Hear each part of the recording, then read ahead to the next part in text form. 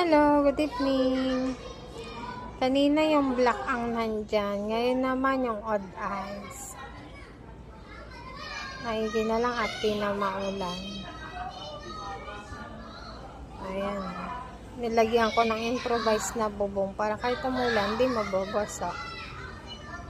Sayang kasi yung dry food pag nabasa, ayaw na nilang kainin. Arayan sila oh.